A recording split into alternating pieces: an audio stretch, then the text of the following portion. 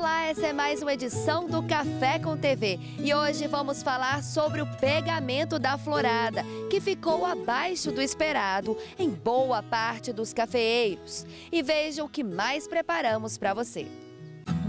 O café e o esporte, produtor do sul de Minas, combina essas duas paixões. Os números do café, você vai ver como está a produção em estados como Paraná e Rondônia. Os manejos nas lavouras após as fortes chuvas, como ele deve ser feito. E mais, produtor diz que a seca também afetou a criação de cavalos. Ele teve que reforçar a alimentação. E o nosso grão que chega mais longe. Mercado da Itália avança na importação do café brasileiro. Fique bem atualizado com a gente. Café com TV, a notícia na dose certa.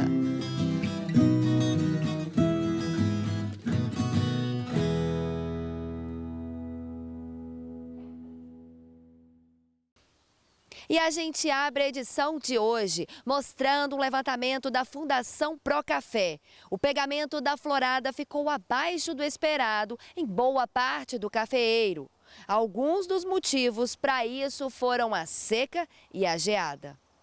A principal florada do café já abriu em áreas produtoras do sul de Minas no final de setembro. Mas, de acordo com este engenheiro agrônomo da Fundação Procafé, as lavouras de carga média não registraram um bom pegamento, com exceção das áreas irrigadas. É importante lembrar que nestes últimos anos, a planta tem sofrido com seca prolongada e geada. Faz 3 anos que na hora que a gente chega ali na entrada da primavera, a gente está com um déficit hídrico muito acentuado, então as plantas sentem muito a seca, desfolha. Então é uma hora que elas estão numa fase de gestação, vamos dizer, elas estão ali prontas para dar flor e aí vem esse estresse muito grande e aí ela, por causa desse estresse, ela acaba abortando boa parte da florada. É por isso então que a florada, muita florada não se converteu em chumbinhos, né? Sim, a gente tem, não é geral, né? A gente tem lugares com terrenos melhores, mais frescos, que sofreram menos. E as lavouras de carga, que vieram de carga baixa, safra zero, mesmo que não podada, que não foi podada, mas ela teve uma carga baixa no ano passado, ela estressou menos, né? E as plantas de meia carga, o que aconteceu? Ela tinha uma carga, ela teve o estresse, além disso ela foi colhida, passou uma colhedeira nela que acaba também atrapalhando o potencial produtivo do próximo ano, né? Mas a gente está vendo que tem uma frustração além do que a gente imaginava, né? Então, se a gente pegar as nossas previsões há um mês atrás, para as nossas previsões de hoje, a gente já perdeu aí, no geral, em torno de uns 20%. Ainda segundo a Fundação Procafé, a terceira florada no mês de outubro aconteceu de forma picada, ou seja, em algumas regiões as flores já até deram as caras, mas de forma bem discreta. A gente já teve uma florada final de agosto, tivemos uma florada que a gente considera principal final de setembro, e agora em outubro a gente está tendo mais alguma florada picada, né? Então, semana passada, alguns lugares a gente viu uma floradinha e alguns lugares ainda vai abrir, mas é uma florada discreta, pouco significativa. As principais floradas já aconteceram. Flor não é café e a produção no Arábica não deve acontecer de forma significativa como era esperado pelo setor. Aí a Fundação Procafé faz um alerta ao mercado. A florada aconteceu e foi boa, mas o pegamento não. Sim, exatamente o que você falou, flor não é fruto. Sempre não é todas as flores que chegam no terreiro, é uma porcentagem, né? Em torno da metade. Isso pode variar, dependendo da condição da lavoura, da intensidade da florada, né? Mas o que acontece agora? Quais é o principal perigo para esta safra de 2023? São os veranicos no verão. Porque esses veranicos, eles podem prejudicar a granação.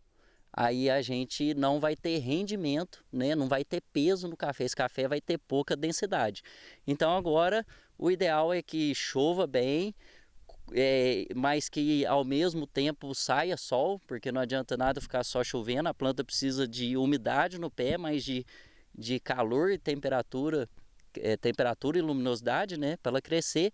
Então o ideal é que a gente não tenha veranicos muito fortes, né, porque esses veranicos muito fortes podem atrapalhar a granação do fruto que está se desenvolvendo no pé.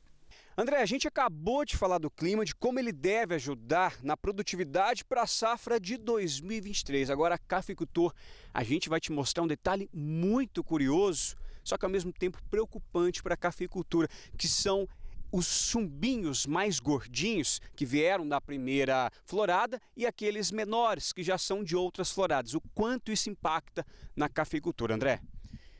Guto, o impacto dessa florada desuniforme vai ser uma maturação desuniforme do grão.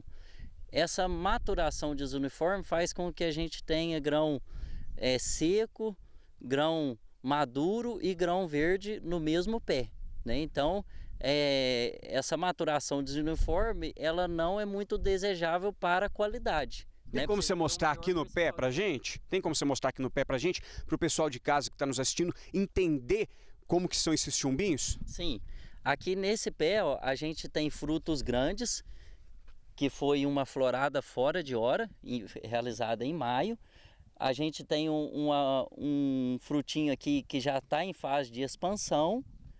A gente tem o chumbinho, que foi da última florada, então esse aqui é da florada de agosto, esse aqui é da florada de setembro, e temos também saindo aqui, ó, botões florais, né, indicando que vai ter mais uma abertura de florada aqui nessa lavoura, uma florada tímida, pequena, mas ainda vai sair um pouco de flor. E para o cafeicultor saber de tudo isso, ele precisa andar na lavoura, né?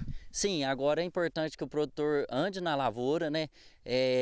Identifique o potencial produtivo, agora que já passou essa parte, a florada que pegou, para ele identificar se a florada pegou ou não pegou, identificar, né? Fazer uma nova previsão de safra, se for necessário, reduzir ou racionalizar a adubação dele, né, de acordo com o potencial produtivo.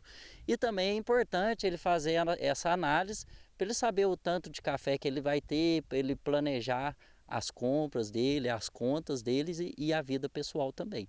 Durante a gravação do podcast da Fundação Procafé, os engenheiros agrônomos Alisson Fagundes e Alexandre Pedrosa falaram da preocupação com a participação do Brasil no mercado mundial de café. O produtor, ele frustrou a safra em 2021, ele frustrou a safra em 2022, ele vai frustrar a safra em 2023?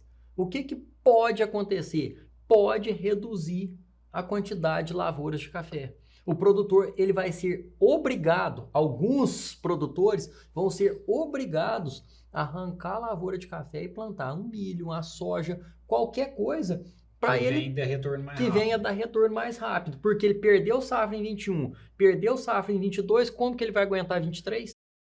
E vamos ver como ficaram os embarques dos cafés brasileiros no mês de outubro. Acompanhem comigo os números.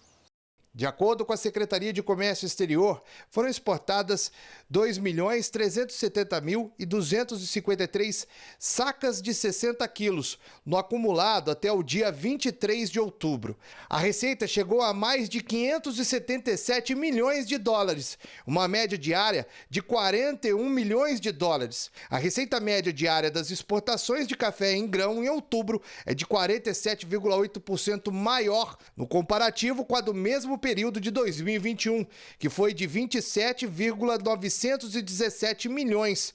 O volume médio diário embarcado é de 7,6%, maior que a de outubro de 2021, que tinha sido de 157.370 sacas diárias em média.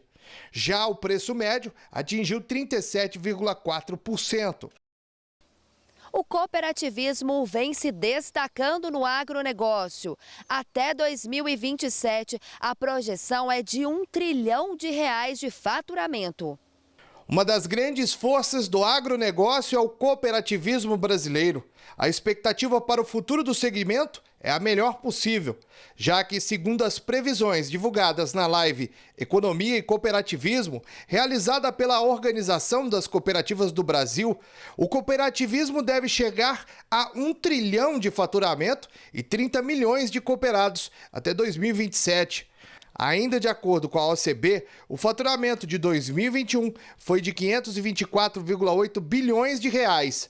São mais de 1,17 mil cooperativas e conta com 18,8 milhões de associados. O setor gerou 239 mil empregos diretos e faturou 350 bilhões no ano passado. E você vai ver daqui a pouco duas paixões, esporte e café. É a história de um produtor de Lambari. A gente volta já, por isso não saia daí.